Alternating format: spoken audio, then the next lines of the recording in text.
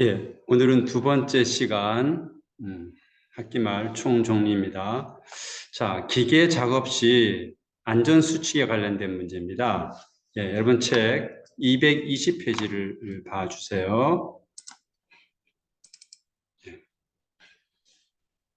220페이지입니다.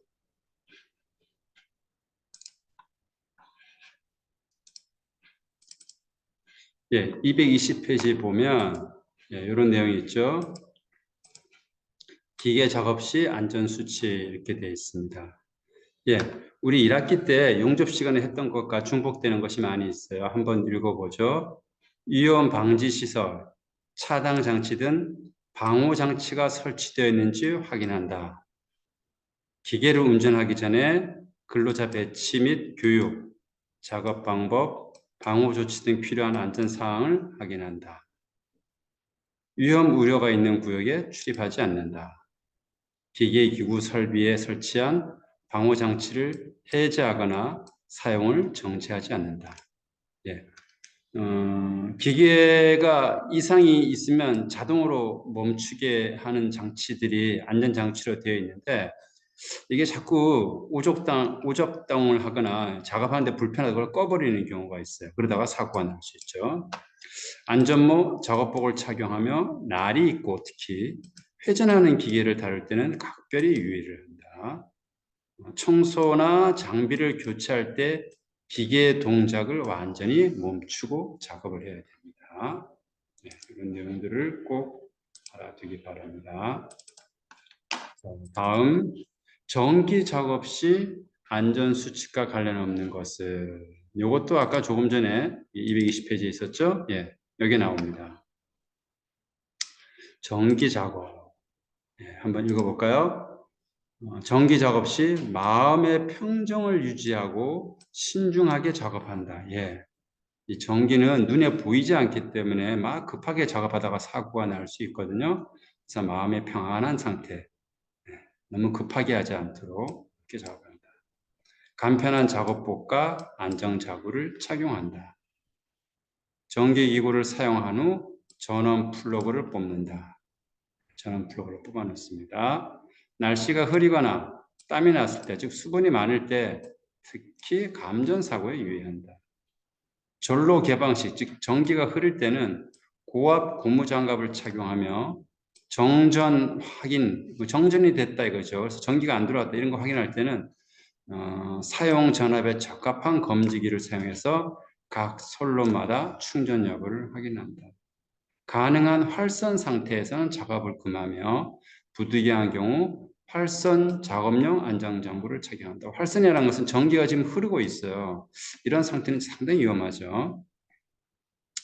예, 특히 이 전기공사 하시는 분들 전봇대에서 사고 많이 납니다. 전기를 차단하지 않고 작업하는 곳에서는 활선 작업 시에는 반지, 손목시계, 금속 밴드 등을 반드시 제거하고 작업한다. 정전 작업 시 작업 범위를 분명하게 표시하여 A 부인의 출입을 금한다.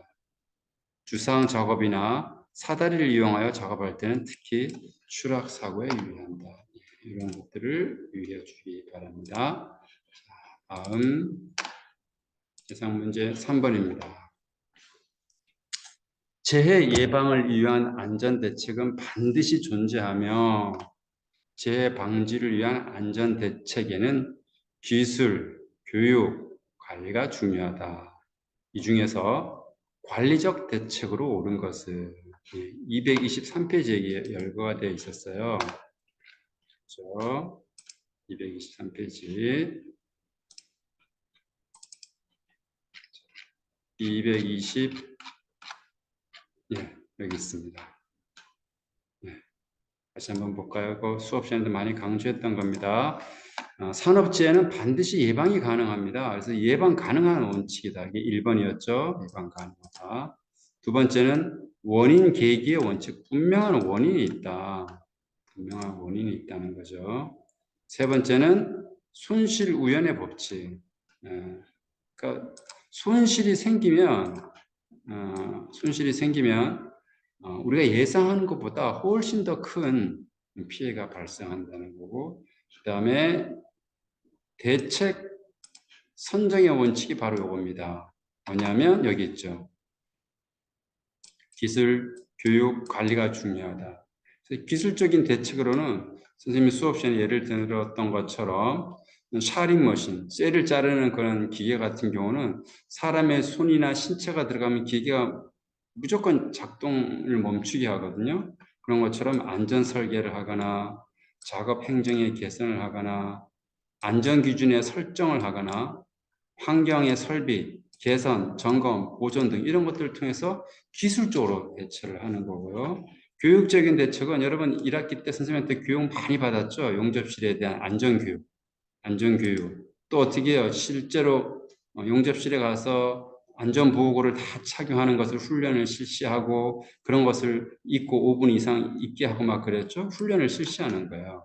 그냥 교육만 하는 것이 아니라 실제로 한번 해보는 거죠. 그 다음에 세 번째가 관리적 대책입니다. 그건 뭐냐면 자, 적합한 기준을 설정하는 겁니다. 지킬 만한 적합한 기준. 네. 예를 들어서 여러분 용접실에서 안전보호구를 착용하고 50분 이상 용접하는 거 어렵다 이거죠. 그러니까 50분 한 번에 용접할 수 있는 시간은 최대 50분이다. 딱 정한다는 거죠. 그다음에 각종 규정 및 수칙을 준수한다 이거죠. 용접실에 슬리퍼를 신고 들어오면 안 된다.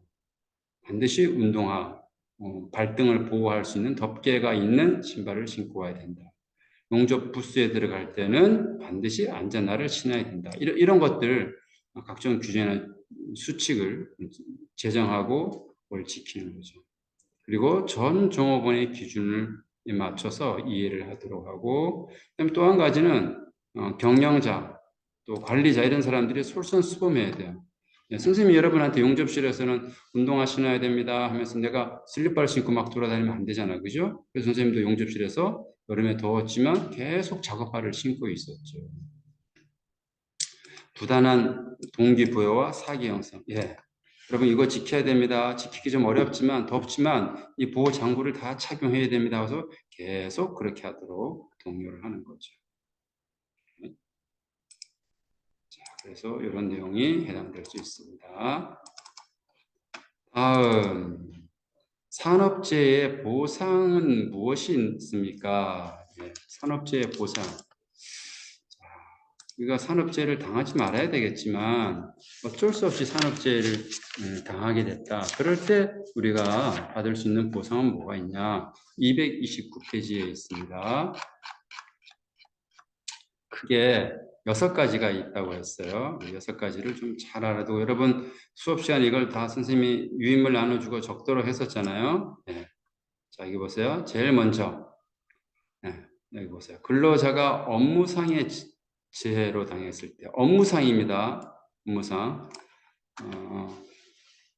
집에 가서 퇴근 이후에 친구들과 놀다가 이럴 때 부상을 당했다. 그거는 업무상이 될 수가 없어요.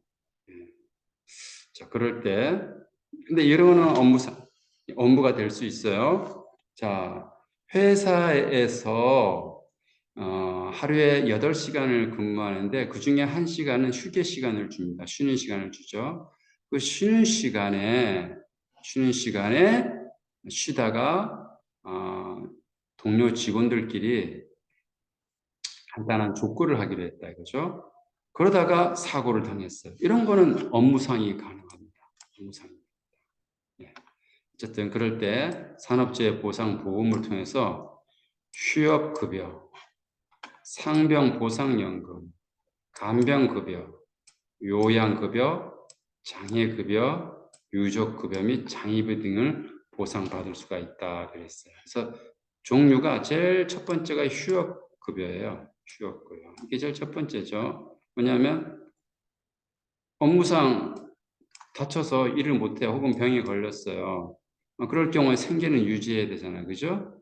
그럴 때 일일 평균 임금의 100분의 70을 주는 겁니다. 이거는 사용자가 주는 것이 아니고요. 이게 산업재해 보상보험이라는 것을 다 들게 돼 있어요. 우리가 보통 현장에서는 이를 줄여서 산재라고 합니다. 산재보험을 다 들게 돼 있어요.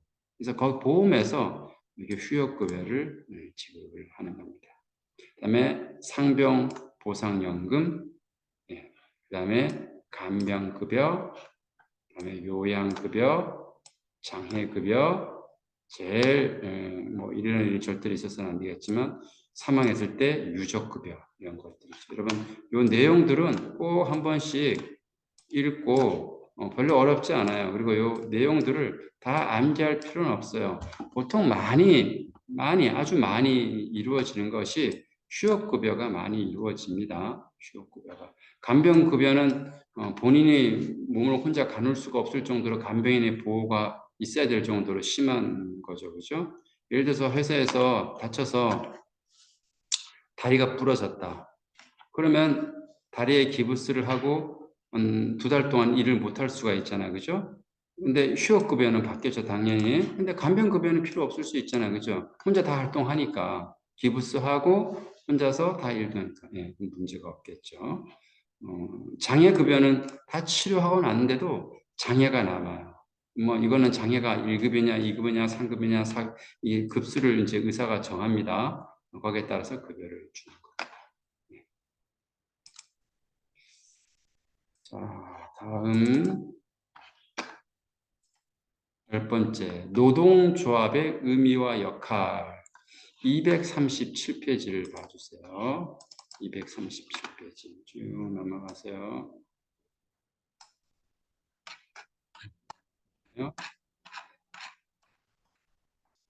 네, 알겠습니다. 자, 노동조합. 노동조합. 여러분 이거 이제 취업하면 많이 경험하게 되는데 노동조합의 역할 한번 볼까요? 꼭 알아두세요. 자, 여러분은 만일 회사에 취업을 하게 되면 여러분 개인이고 또 회사의 대표가 있어요. 그럼 회사의 대표는 사용자고요. 여러분은 노동자가 되겠죠.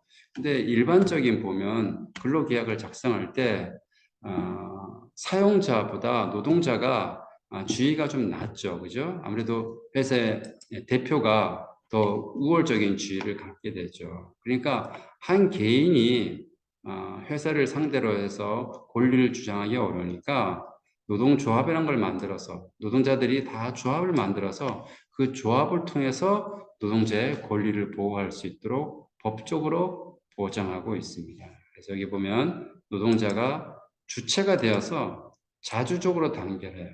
그래서 근로 조건의 유지, 개선 및 기타 노동자의 경제적, 사회적 지위 향상을 도모하기 위한 목적으로 조직된 단체 또는 그 연합 단체라고 말합니다. 법에서 이렇게 말하고 있어요. 여기서 중요한 게 몇 가지 있어요. 노동자가 주체가 됩니다. 그다음에 자주적으로 하는 겁니다. 선생님 그러면 안 할 수도 있어요? 예, 안 하는 회사도 있어요. 예, 그래서 노동조합이 없는 회사도 있습니다.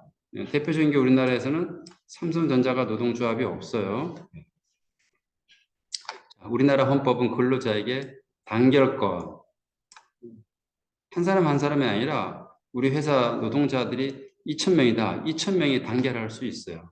단체 교섭권, 올해 임금을 뭐 3%더 내년에 임금을 3%더 올려주세요. 해서 개별로 얘기하면 여러분 대표 만나기도 어렵잖아요. 그죠? 그러니까 단체 교섭권, 우리 회사 노동조합에 이 권리를 위임해서 이 단체가 교섭을 할 수 있도록. 그다음에 단체 행동권. 그래서 얘기하다가 잘 안 될 수도 있잖아요. 그죠? 그러면 우리 노동조합 전체가 행동을 할 수가 있어요. 단일된 행동을 할 수 있어요. 대표적인 것이 파업이죠. 그래서 이런 것을 노동 3권이라고 합니다. 자, 여기 있는 내용들은 수업 시간에도 이야기했지만 여러분 꼭 한번 읽어보세요. 노동 3권은 사용자와 노동자가 대등하게 협상할 수 있도록 헌법이 정한 기본법입니다. 예, 기본법입니다. 그러니까 어떻게 돼요? 사용자하고 노동자하고 잠깐요, 페이지가 넘어갔네요. 사용자 하고 노동조합하고 이렇게 돼야죠. 협력적인 관계를 잘 유지해야 되겠죠. 네, 협력적인 관계가. 그래서 협력적인 관계가 잘 되면 회사의 파업이나 직장 폐쇄 같은 것이 없으면서 회사가 함께 발달할 수 있죠. 예를 들면 회사가 사업이 잘 돼서 이익금이 많이 남았다. 그러면은 노동자들이 수고한 부분이 있잖아요. 그죠? 그러면 회사의 이익금의 일정 부분을 노동자들한테 이렇게 배분을 하는 거죠. 소위 그런 것을 상여금 형태. 또 어떤 때는 회사가 경영이 굉장히 어려워질 수 있어요. 요즘처럼 지금 경제가 전반적으로 다 어려워질 때는. 그럴 때는 노동자들이 또 우리 내년에는 임금 인상을 최소로 하겠습니다. 그래서 회사에 어려움이 생기지 않도록 우리가 함께 고통을 분담하겠습니다. 이렇게 해서 협력적인 노사 관계가 잘 유지되는 것이 그 회사가 더 잘 발전할 수 있겠죠. 이런 내용들 꼭 알아두기 바랍니다. 자, 이번 시간에는 이렇게 해서 노동조합의 의미까지 살펴봤습니다. 오늘은 여기까지 하고 다음에 또 만나겠습니다.